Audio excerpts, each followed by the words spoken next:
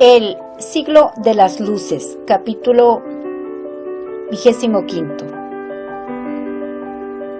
capítulo número 25. Autor Alejo Carpentier.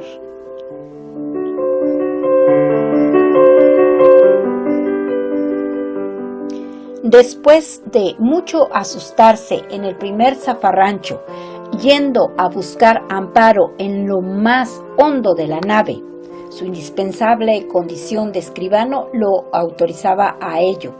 Esteban advirtió pronto que el oficio de corsario, tal como lo entendía el capitán Barthélemy, jefe de la escuadrilla, era en lo corriente de pocas peripecias. Cuando se topaba con un bastimento poderoso y bien artillado, seguía de largo sin sacar los colores de la República. Cuando la presa era posible, cerrábanle el paso las embarcaciones ligeras, en tanto que el brig disparaba un cañonazo de advertencia. La bandera enemiga era arriada sin resistencia, en señal de sumisión.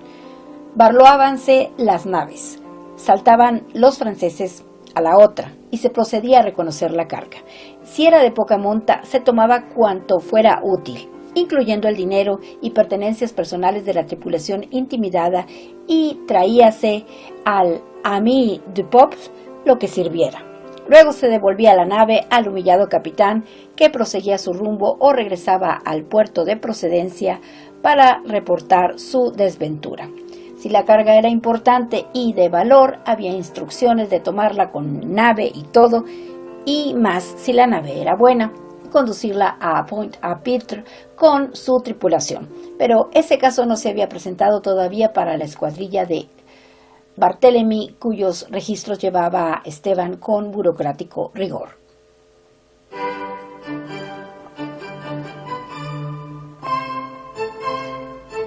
Más balandras y 3 puños que cargueros de verdad surcaban habitualmente esos mares, llevando a menudo mercancías que no interesaban.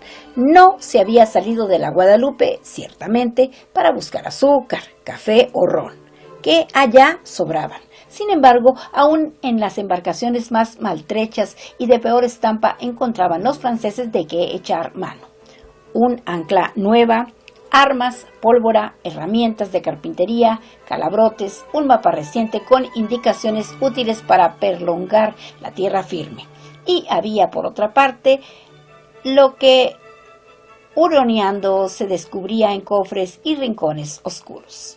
Hallaba 2 buenas camisas y un pantalón de nanking, daba el otro con una tabaquera de esmalte, o el enjollado cáliz de un religioso venido de Cartagena, a quien amenazaban con echar al mar si no entregaba la misa entera, la cruz y el ostensorio, que bien podían ser de oro.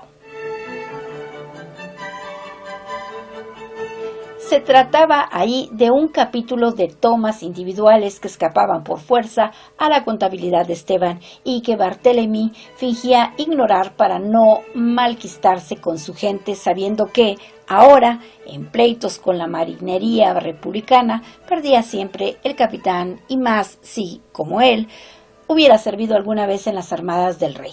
De ahí que en la popa del ami du peuple se hubiese armado una bolsa de trueque y venta de cosas expuestas sobre cajones o colgadas de cordeles que solían visitar los marineros de la Decade y el Tantamar, cuando se fondeaba en alguna ensenada para cortar leña, trayendo ellos a su vez lo que querían mercar. En medio de ropas, gorros, cinturones y pañuelos aparecían las cosas más singulares: relicarios hechos de un carapacho de tortuga, batas habaneras de espumeantes encajes, cascarones de nuez que encerraban toda una boda de pulgas vestidas a la mexicana, peces embalsamados, con lengua de raso carmesí, pequeños caimanes rellenos de paja, demonios candomberos de hierro forjado, cajas de caracoles, pájaros de azúcar candy, guitarras 3, de Cuba o de Venezuela, pócimas afrodisíacas hechas con la hierba carañón o el famoso bejuco de Santo Domingo, y cuanto trofeo pudiera asociarse a la idea de mujer: zarcillos, collares de abalorios, enaguas, guayucos, rizos atados con cintas, dibujos de desnudos, estampas licenciosas y, Para remate, una muñeca de pastora que bajo las faldas ocultaba una sedosa y bien guarnida natura tan perfectamente ejecutada en diminutas proporciones que era maravilla verla. Y como el dueño de la figura pidiese por ella un precio exorbitante, haciéndose tratar de ladrón por quienes no podían adquirirla, Barthélemy, temiendo alguna riña, hizo comprar el objeto por el sobrecargo del Brick con el ánimo de regalarlo a Victor Hughes, muy llamado desde el 9 Termidor a una ostentosa lectura de libros licenciosos, acaso por alardear de que la política de París había dejado de interesarle.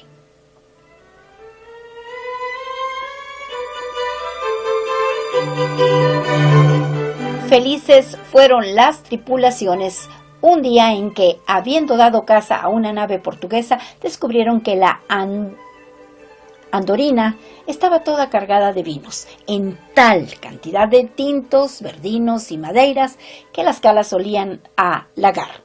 Apresuróse Esteban a hacer el inventario de las barricas puestas al resguardo de la demasiado sedienta marinería que ya había echado mano de algunos toneles, despachándose el contenido a largos lamparazos. Solo en una umbrosa bodega, que lo era doblemente, el escribano se servía a sí mismo, a salvo de porfías y rebatiñas, con un ancho cuenco de caoba donde se amaridaba el sabor del mosto con el perfume de la madera espesa y fresca, de carnoso contacto para los labios. En Francia había aprendido Esteban a gustar del gran zumo solariego que por los pezones de sus vides había alimentado la turbulenta y soberbia civilización mediterránea.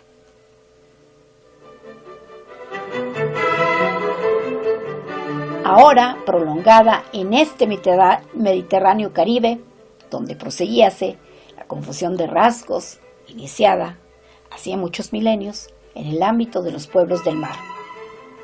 Aquí venían a encontrarse, al cabo de larga dispersión, mezclando acentos y cabelleras, entregados a renovadores mestizajes, los vástagos de las tribus extraviadas, mezclados, entremezclados, despintados y vueltos a pintar, aclarados un día para anochecerse en un salto atrás, con una interminable proliferación de perfiles nuevos, de inflexiones y proporciones, alcanzados a su vez por el vino que, de las naves fenicias, de los almacenes de Gades, de las ánforas de Marcos Cestios, había pasado a las carabelas del descubrimiento con la vihuela y la tejoleta para arribar a estas orillas propiciadoras del trascendental encuentro de la oliva con el maíz. Husmeado el cuenco húmedo, evocaba Esteban ahora, con repentina emoción, los toneles envejecidos, patriarcales del comercio habanero, tan distante y apartado de sus rumbos actuales, donde el isócrono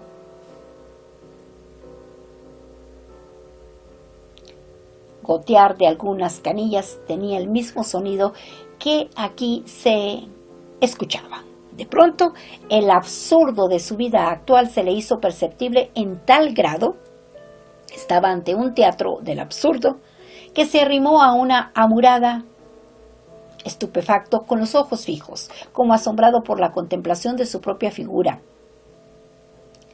en un escenario. En estos últimos tiempos, el mar, la vida física, las peripecias de la navegación, lo habían tenido como olvidado de sí mismo, entregado a la mera satisfacción animal de sentirse cada vez más sano y fuerte. Pero ahora se veía ahí, en el decorado de una cala vinatera ayer desconocida, preguntándose qué hacía en tal lugar. Buscaba un camino que le era negado. Esperaba una oportunidad que no se presentaría. Burgués por el nacimiento, oficiaba de escribano de corsarios, profesión cuyo mero enunciado era un absurdo. Sin ser un prisionero, lo era de hecho, puesto que su destino actual lo ligaba a una nacionalidad de hombres combatida por todo el mundo. Nada era tan semejante a una pesadilla como aquel escenario donde se contemplaba a sí mismo, durmiendo, despierto, juez y parte, protagonista y espectador, circundado de islas semejantes a la única donde no pudiera arribar, condenado, acaso por una vida entera, a oler los olores de su infancia, a encontrar en casas, árboles, iluminaciones peculiares o ciertos embadurnos anaranjados, ciertas puertas azules, ciertos granados asomados sobre una tapia, y el marco de su adolescencia, sin que lo suyo, lo que le pertenecía desde la infancia y la adolescencia, le fuese restituido. Una tarde había sonado la aldaba mayor de la morada, dándose inicio a la operación diabólica que comenzara por trastornar 3 vidas hasta entonces unidas, con juegos que sacaban de sus tumbas a Licurgo y Mucio Cébola, antes de abarcar una ciudad con sus tribunales de sangre, una isla, varias islas, un mar entero, donde la voluntad de uno solo, ejecutor póstumo de una voluntad acallada, pesaba sobre todas las vidas. Desde la aparición de Victor Hughes, lo primero que se había sabido de él era que usaba un paraguas verde. El yo contemplado en esta escenografía de barricas y toneles había dejado de pertenecerse a sí mismo. Su existir, su devenir, estaban regidos por la voluntad ajena.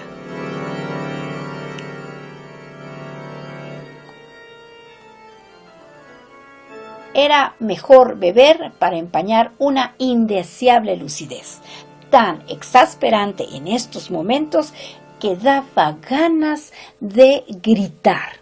Esteban animó el cuenco a una canilla y lo llenó hasta el borde. Arriba, los hombres coreaban las coplas de los 3 cañoneros de Auvernia. Desembarcóse al día siguiente en una costa desierta y boscosa, donde sabía el piloto de l'Ami du Peuple, sambo de Caribe y negro, nacido en la María Galante, a quien su conocimiento del ámbito antillano confería una real autoridad, que había cochinos salvajes como para hacer un bucán a la altura de los vinos que se pondrían a refrescar en las bocas de unos manantiales. No tardó la caza en organizarse, y los animales traídos, conservando todavía en las trompas un furioso encogimiento de jabalíes acorralados, pasaron a manos de los cocineros. Después de limpiarlos de cerdas y pellejos negros con escamarodes de pescado, tendieron los cuerpos sobre parrillas llenas de brasas, de lomo al calor, con las entrañas abiertas, tenidas abiertas por finas varas de madera. Sobre aquellas carnes empezó a caer una tenue lluvia de jugo de limón, naranja amarga, sal, pimienta, orégano y ajo, en tanto que una carnada de hojas de guayabo verde, arrojada sobre los rescoldos, llevaba su humo blanco, agitado, oloroso, a color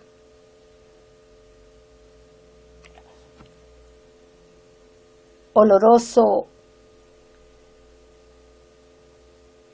a verde, aspersión de arriba, aspersión de abajo, a las pieles que iban cobrando un color de carey al tostarse, quebrándose a veces con chasquido seco, en una larga resquebrajadura que liberaba el unto, promoviendo alborotosos chisporroteos en el fondo de la fosa, y cuya misma tierra olía ya a chamusquina de berraco. Y cuando faltó poco para que los cerdos hubiesen llegado a su punto, sus vientres abiertos fueron llenados de codornices, palomas torcaces, gallinetas y otras aves recién desplumadas. Entonces se retiraron las varas que mantenían las entrañas abiertas y los costillares se cerraron sobre la volatería, sirviéndole de hornos flexibles, apretados a sus resistencias, consustanciándose el sabor de la carne oscura y escueta con el de la carne clara y lardosa, en un bucán que, al decir de Esteban, fue bucán de bucanes, cantar de cantares.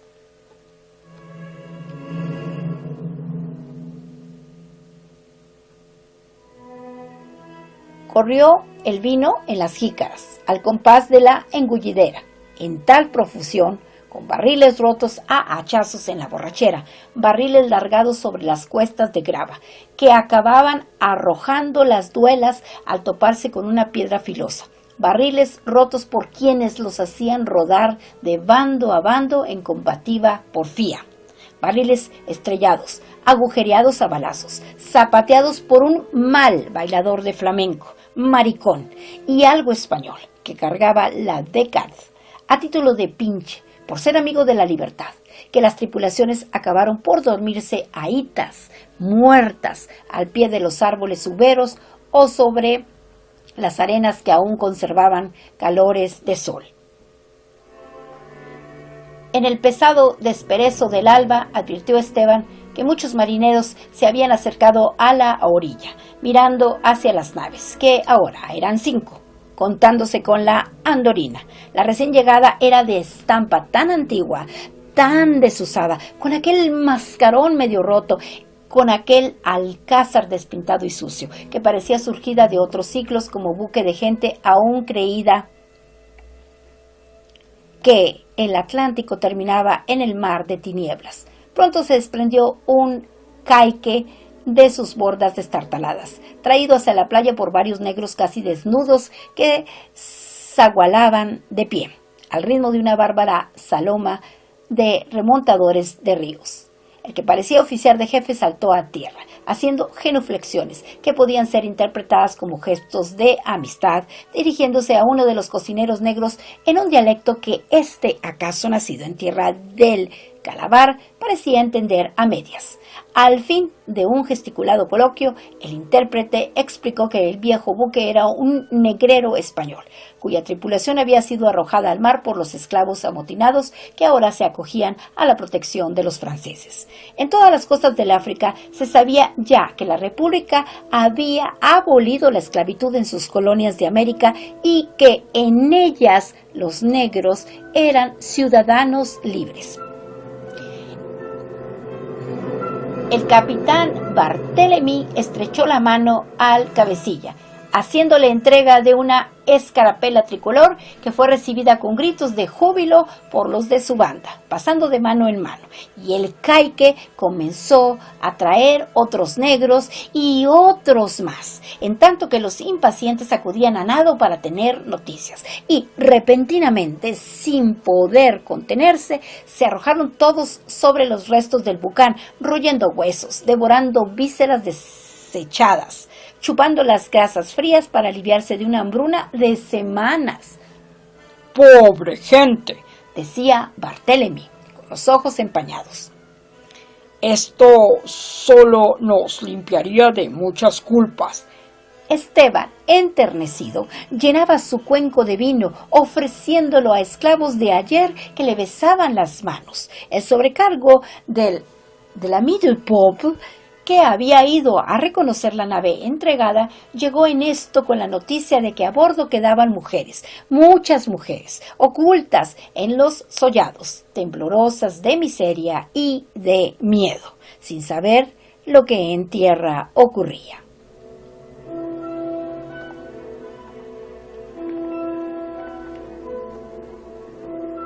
Barthélemy, prudente, dio la orden de que no las hicieran desembarcar.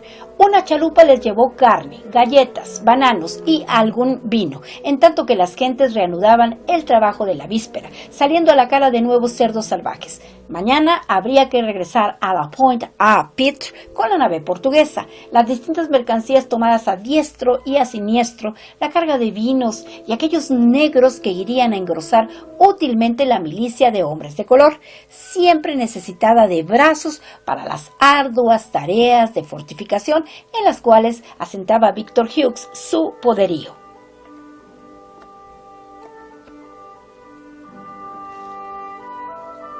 Al final de la tarde, recomenzó la engullidera del día anterior, pero con muy distinto ánimo.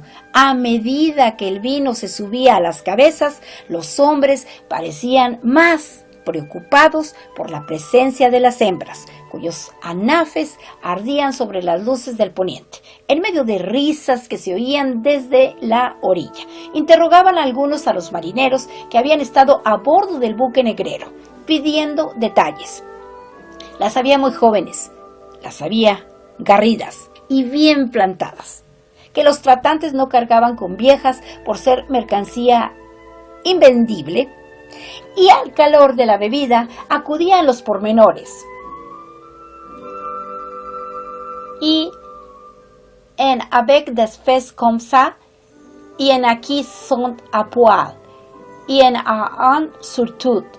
De pronto, 10, 20, 30 hombres corrieron a los botes, dándose a remar hacia el barco viejo, sin hacer caso de los gritos de Barthélemy, que trataba de contenerlos. Los negros habían dejado de comer, poniéndose de pie con inquietas gesticulaciones, y pronto, rodeadas de una codicia agresiva, llegaron las primeras negras, llorosas, suplicantes, acaso realmente asustadas, pero sumisas a quienes las arrastraban hacia los matorrales cercanos. Nadie hacía caso a los oficiales, aunque estos hubiesen desenvainado los sables. Y en medio del tumulto llegaban otras negras y otras negras más, que echaban a correr por la playa, perseguidas por los marinos, creyendo ayudar con ello a Barthélemy, que se desgañitaba en insultos, amenazas y órdenes que nadie oía. Los negros, armados de estacas, se arrojaron sobre los blancos. Hubo una recia pelea, con cuerpos que rodaban en la arena, pisoteados, pateados, cuerpos levantados en vilo y tirados sobre las gravas, gente caída al mar, trabada en lucha, que trataba de ahogar a otros metiéndoles la cabeza debajo del agua. Al fin los negros quedaron acorralados en un zobacón rocoso, en tanto que de su nave se traían cadenas y cepos suficientes para arrojarlos. Barthélemy, asqueado, regresó al Ami de Bob, dejando a sus hombres entregados a la violencia y a la orgía. Esteban, teniendo el buen cuidado de cargar con una lona húmeda para acostarse encima, conocía las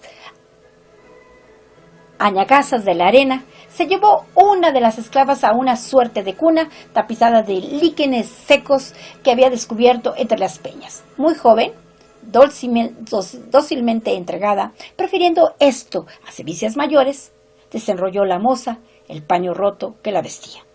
Sus senos de adolescente, con el pezón anchamente pintado de ocre, sus muslos, carnosos y duros, prestos a apretar, alzarse o llevar las rodillas al nivel de los pechos, se ofrecían al varón en tensión y lisura. En toda la isla sonaba un asordinado concierto de risas, exclamaciones, cuchicheos, sobre el cual se alzaba a veces un vago bramido, semejante a la queja de una bestia enferma, oculta en alguna guarida cercana. A ratos cundía el ruido de una riña, acaso por la posesión de una misma mujer. Esteban volvía a encontrar el olor, las texturas, los ritmos y jadeos de quien en una casa del barrio del Arsenal de La Habana le hubiera revelado los paroxismos de su propia carne. Una sola cosa valía esta noche: el sexo. El sexo entregado a rituales propios, multiplicado por sí mismo en una liturgia colectiva desaforada, ignorante de toda autoridad o ley.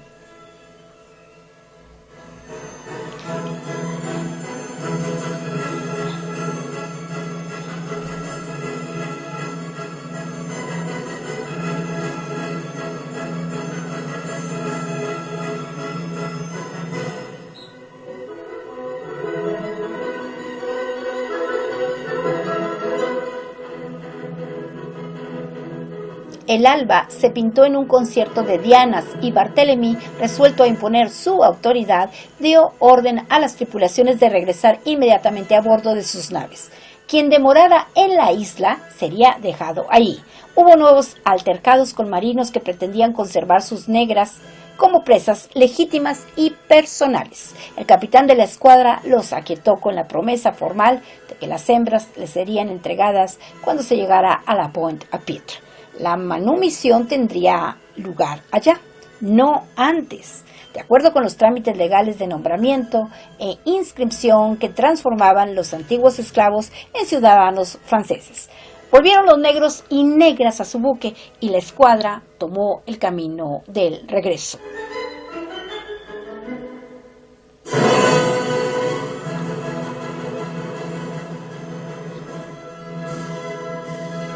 Pero poco a poco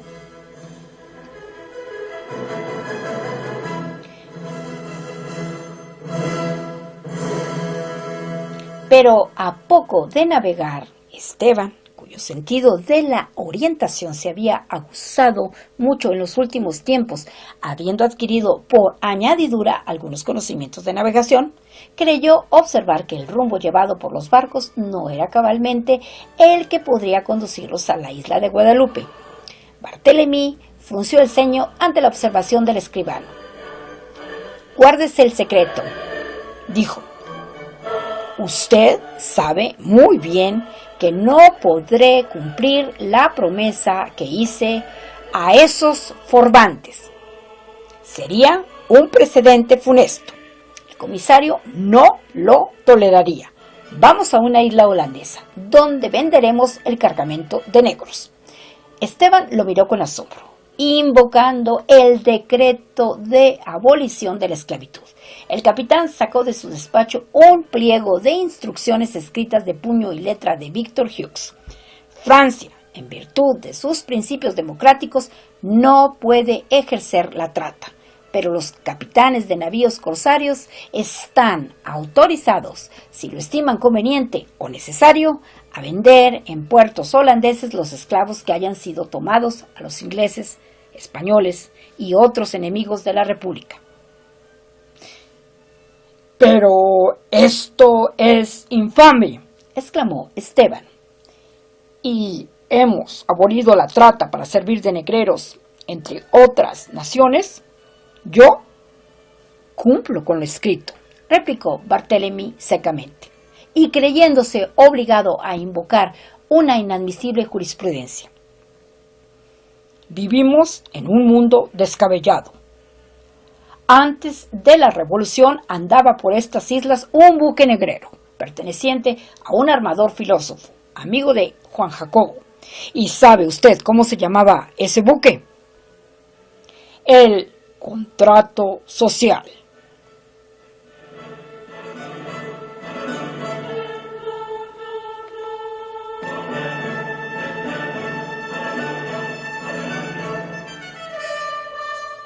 Aquí termina el capítulo 25, es decir que aquí acaba el capítulo número 25 del libro que se titula El ciclo de las luces, cuyo autor es el escritor de origen cubano, don Alejo Carpentier.